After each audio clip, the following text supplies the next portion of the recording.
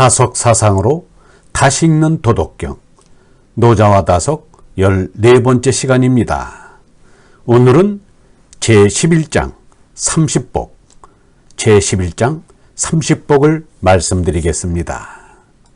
경애하는 얼번 여러분, 도덕경 제11장은 이러합니다.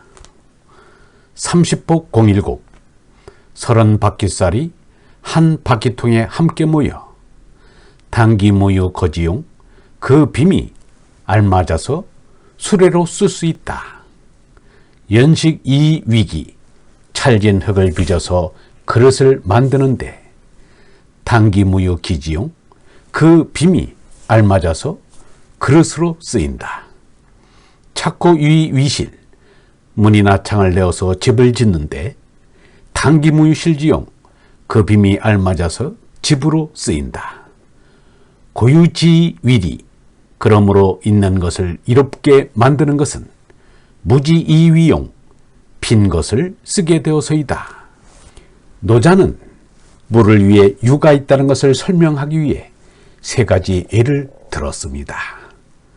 수레와 그릇과 집입니다. 이것들이 이롭게 쓰일 수 있음은 그것들이 마련한 빈자리인 무 때문이라는 것입니다. 이것은 물을 가르치려는 첫걸음입니다.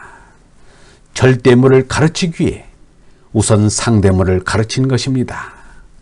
서울 YMCA 금여강조에서 유영모는 칠판에 꽃 한 송이를 그렸습니다. 그러고는 하는 말이 이렇게 꽃 한 송이를 그려놓으면 사람들은 꽃을 보려고만 하는데 나는 꽃을 보라는 것이 아니라 꽃 밖에 빔을 보라고 그린 것이다 라고 하였습니다. 상대 세계가 바로 이 꽃 한 송이입니다.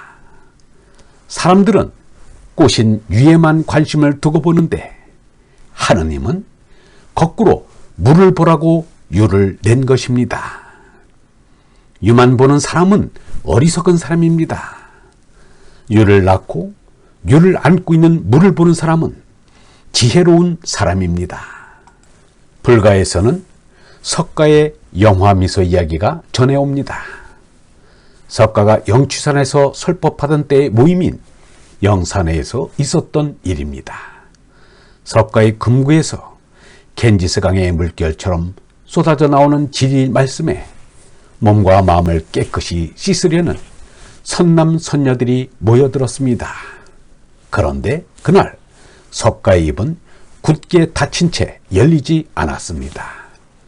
뜻밖에도 석가는 산에 핀 들꽃 한 송이를 높이 쳐들어 보였습니다. 그러나 석가가 무엇 때문에 들꽃 한 송이를 높이 쳐들어 보이는지 아무도 영문을 알지 못하였습니다. 모두가 석가의 손에 들려있는 한 송이 들꽃만 바라보고 있었습니다. 그때 석가는 입가에 미소를 머금은 채 스승 석가를 바라보고 서 있는 마하가섭의 얼굴을 보았습니다. 석가도 마주보며 입가에 미소를 지었습니다. 그때 말로 할 수 없는 진리가 석가로부터 마하가섭에게 전해졌다는 것입니다. 이처럼 부처의 가르침을 말이나 글에 의하지 않고 바로 마음에서 마음으로 전하여 진리를 깨닫게 하는 법을 교의 별전이라고 합니다. 그러나 그때 전해진 진리의 내용이 무엇인지는 아무도 모릅니다. 스승 석가와 제자 마하가섭 둘만이 안다는 것입니다. 그런데 유영모가 칠판에 꽃 한 송이를 그려놓고 빔을 설명하는 것을 듣고는 이 수수께끼가 풀렸습니다. 석가와 마하가섭의 영화 미소로 전해진 무언지교의 핵심은 이 우주의 정체가 빔이라는 것입니다. 유영모는 이렇게 말하였습니다. 허공은 석가와 노장이 말하였는데 이것이 이단시되고 허공이 옳게 이해되지 않아 말한 그대로의 세상이 되지 못하였다. 쓸데있는 것만 찾는 사람은 허공이 빈탕 한 대가 쓸데없다고 하겠지만 쓸데가 있고 없고는 하늘나라까지 가봐야 알 수가 있다. 절대자 하느님이나 무한대의 허공이나 얼의 마음은 왔다 갔다 하는 상대적 존재가 아니라는 것을 이 사람은 인정한다. 요새 와서는 허공이야말로 가장 다정한 것으로 느껴진다. 허공을 모르고 하는 것은 모두가 거짓이다. 허공은 참이다. 색은 유효, 공은 무입니다. 반야심경에서는 색이 공과 다르지 않고 공이 색과 다르지 않다. 색이 곧 공이요, 공이 곧 색이다 라고 하였습니다. 이것을 바꾸어 말하면 유무가 다르지 않고 유가 무유, 무가 유라는 말이 됩니다. 그리하여 근대 일본의 철학자 니시다 기타로는 색공이 역접한다 하여 불일부이를 주장하였습니다. 공에서 색이 나왔으니 공이 곧 색이요, 다시 색이 공으로 돌아가니 색이 곧 공이라 하였을 것입니다. 그러나 공이 정이라면 색은 가입니다. 공이 전체라면 색은 부분입니다. 그러므로 공은 무시할 수 없지만 색은 무시해야 합니다. 색공은 역접하는 것이 아니라 공이 색을 포괄합니다. 색 중에서 공을 보면 색공이 있지만 공 쪽에서 색을 보면 공뿐이지 색은 없습니다.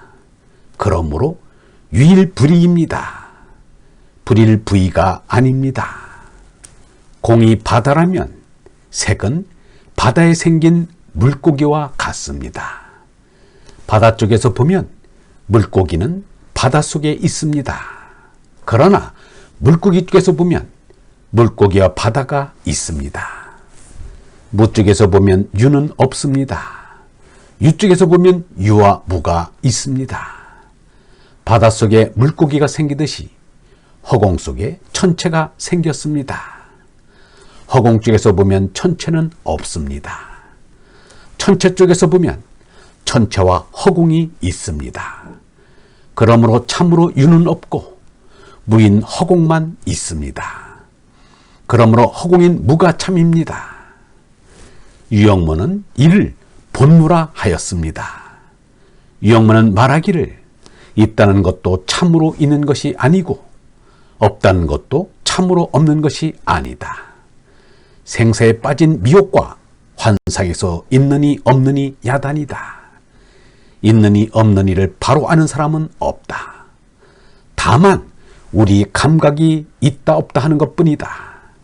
있다 없다 하는 것은 마음인데 이것이 영하는 것인가 하면 그렇지 않다. 마음은 생사의 제한을 받는다. 그러므로 참 아는 것이 아니다 라고 하였습니다. 데카르트는 나는 생각한다 고로 나는 있다 라고 하였습니다. 나는 있다고 한 데카르트는 지금 어디에 있는가? 나는 있다고 외치던 그 소리만 남아 있습니다. 데카르트도 참으로 있고 없는 것을 알지 못하였습니다. 있는 것이 없는 것이요, 없는 것이 있는 것임을 알지 못하였습니다. 한나라 무제는 스스로 물을 좋아한다고 생각하였습니다. 그런데 자신이 물을 좋아했다는 것을 역사적으로 알리고 싶었습니다. 그리하여 태산에 무자를 새긴 큰 비석을 세웠습니다. 그 비석이 오늘날까지도 남아 있습니다. 그러면 그 비석의 무자는 무인가 유인가? 자신의 동상을 세우는 일보다는 훌륭하지만 쓸데없는 것입니다. 그보다는 물을 마음속으로 체득하기 위하여 무자를 화두 공안을 세워놓고 안간힘을 쓰며 몸부림친 선사들이 훨씬 훌륭합니다. 선사들은 문자를 넘고 사구를 넘어 없이 계시는 물을 깨우치고 가르치기 위하여 방에 몽둥이질을 하고 함에 고함을 질렀습니다. 그 광기가 지나쳐서 제자의 발목이 꺾이게 하고 제자의 엄지손가락을 자르기도 하였습니다. 무는 정조하고 묵식해야지 광기를 부려서 체득할 수 있는 것이 아닙니다. 물을 체득한 장자는 이렇게 말을 하였습니다. 누가 능히 없음으로 머리를 삼고 삶으로 등뼈를 삼고 죽음으로 꼬리뼈를 삼으랴. 죽고 살고 있고 없음이 하나인 것을 누가 알랴. 사람은 업에서 나왔으니 업을 그리워하고 드높이고 고마워해야 합니다. 그런데 사람이 몸나라 태어난 지 며칠이나 되었다고 이새 붙잡혀 버렸는가. 생명의 본원인 업을 업신여기고 싫어하고 두려워하면 어리석은 사람입니다. 생사라는 유무에 갇힌 몸나를 벗어버리고 본무인 없이 계시는 하나님께로 돌아가는 것이 기쁨이요 영광이요 평화입니다. 색이 유요 공은 무라는 것을 아시는 얼번 여러분, 색이 곧 공이요 공이 곧 색임을 우리의 삶에서 뼈저리게 느끼고 깨달아 참된 신앙인으로 살아갈 수 있기를 바랍니다. 생사라는 유미에 갇힌 몸나를 벗어버리고 본무인 하나님께로 우리 돌아갑시다. 영성신학원 다석아카데미의 하늘소리였습니다.